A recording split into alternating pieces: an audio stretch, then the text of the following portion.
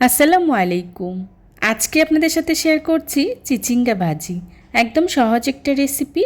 ভাজি আরও কীভাবে বেশি মজার হবে থাকবে সেসব টিপস। যে কেউ একবার দেখলে ভীষণ মজার এই রেসিপিটা বাসায় পারফেক্টভাবে ট্রাই করতে পারবেন। আর নতুনদের জন্যে খুবই সহজ একটা রেসিপি। চলুন একদম বিস্তারিতভাবে চিচিঙ্গা ভাজির রেসিপিটা দেখিয়ে দেই। আজকের চিচিঙ্গা ভাজি করার জন্য এখানে আমি নিয়েছি 3টি চিচিঙ্গা। এখন একটি পিলারের সাহায্যে খোসা ছাড়িয়ে নিচ্ছি। সবজি বা যে কোনো কিছুর খোসা ছাড়ানোর জন্য এই পিলারগুলো বেশ কাজের। খুব সহজে খোসা ছাড়ানো যায়। আপনারা চাইলে বটি দিয়েও কাজটি করতে পারবেন। আর অন্যান্য সবজি রান্নার পর অনেক কমে যায়, চিচিঙ্গা ভাজি করার পর কিন্তু কমে না। যতটুকু নেবেন ভাজি করার পর ঠিক ততটুকুই থাকে। আমি সবগুলো চিচিঙ্গার খোসা ছাড়িয়ে নিয়েছি। আর চিচিঙ্গাগুলোকে খুব ভালো করে ধুয়ে পরিষ্কার করে নিয়েছি, কারণ চিচিঙ্গাগুলোকে আমি কাটার পর আর ধুবো না, তাই আগেই খুব ভালো করে ধুয়ে নিয়েছি। এবার চিচিঙ্গাগুলোকে আমি মাঝখান থেকে 2 ভাগ করে নিচ্ছি। তারপর এভাবেই ছোট ছোট করে কেটে নেব। কিভাবে করছি খেয়াল করুন, একদম সহজ। এভাবে সবগুলো কেটে নেব। আমি ছুরির সাহায্যে চিচিঙ্গাগুলোকে ছোট ছোট করে কেটে নিচ্ছি। আপনারা চাইলে এই কাজটি বটির সাহায্যেও করতে পারেন, আপনাদের যেভাবে সুবিধা মনে হয়। সেমভাবে আমি সবগুলো চিচিঙ্গা কেটে নিয়েছি। কাটার পর আর ধুবো না, যেহেতু আমি আগেই ধুয়ে নিয়েছি। এখন ভাজি করে নিব। ভাজিটা করার জন্যে চুলায় একটি প্যান বসিয়েই তার মধ্যেই দিয়ে দিচ্ছি রান্না করার রেগুলার তেল 1/3 কাপ। তেলটা হালকা গরম হয়ে আসলেই দিয়ে দিচ্ছি পেঁয়াজ কুচি। এখানে আমি বড় সাইজের 2টি পেঁয়াজ ব্যবহার করেছি। এখন পেঁয়াজটাকে খুব ভালো করেই ভেজে নেব। পেঁয়াজটাকে আমি হালকা ব্রাউন কালার করেই ভেজে নিয়েছি। এই পর্যায়েই দিয়ে দিচ্ছি আগে থেকে কেটে রাখা চিচিঙ্গা। এবার চিচিঙ্গাগুলোকে আমি তেলের সাথে বেশ কিছুটা সময় নিয়ে খুব ভালো করেই ভেজে নেব।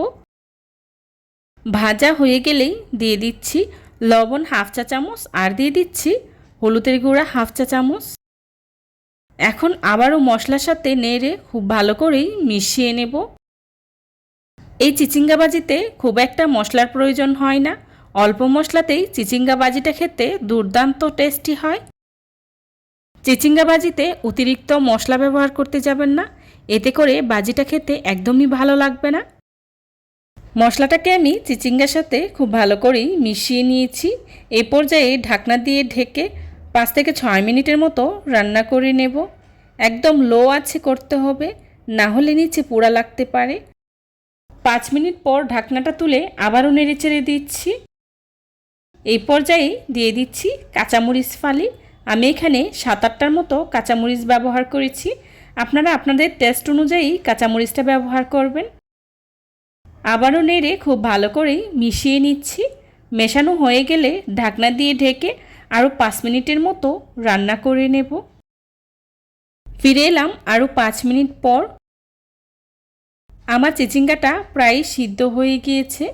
এখন খুব ভালো করেই নেড়ে নিচ্ছি। এবার এর মধ্যেই দিয়ে দিচ্ছি একটি ডিম ভেঙে। এখন খুব ভালো করেই নেড়ে মিশিয়ে নিচ্ছি। ডিম দিলে চিচিঙ্গা ভাজির স্বাদ দ্বিগুণ বেড়ে যায়। আমি এখানে একটি ডিম ব্যবহার করেছি। আপনারা আপনাদের চিচিঙ্গার পরিমাণ অনুযায়ী ডিম ব্যবহার করবেন। ডিমটাকে আমি নেড়ে চিচিঙ্গার সঙ্গে খুব ভালো করেই মিশিয়ে নিয়েছি। দেখতেই পাচ্ছেন কত সহজে মজার চিচিঙ্গা ভাজি রান্না করলাম। এটা খেতে আসলেই অনেক মজার হয়ে থাকে। চেষ্টা করেছি খুবই সহজভাবে আজকের এই রেসিপিটি আপনাদের সাথে শেয়ার করার জন্যে। আশা করছি আমার আজকের এই রেসিপিটি আপনাদের কাছে খুবই ভালো লাগবে। যদি ভালো লাগে তাহলে অবশ্যই লাইক কমেন্ট শেয়ার করতে ভুলবেন না। আপনাদের একটি লাইক এবং একটি কমেন্টস আমাকে নতুন নতুন কন্টেন্ট তৈরি করতে অনেক উৎসাহিত করে। হয়ে গেল আমার খুবই সুস্বাদু এবং মজাদার চিচিঙ্গা ভাজি। এবার চুলা থেকে নামিয়ে নিচ্ছি। চুলা থেকে নামিয়ে একটি সার্ভিং ডিশে সার্ভ করে নিচ্ছি। যারা এতক্ষণ ধৈর্য সহকারে আমার ভিডিওটি দেখেছেন তাদেরকে জানাই অসংখ্য ধন্যবাদ। এরকম মজার মজার ও সহজ অনেক রেসিপি আমার চ্যানেলে রয়েছে, ঘুরে দেখতে পারেন।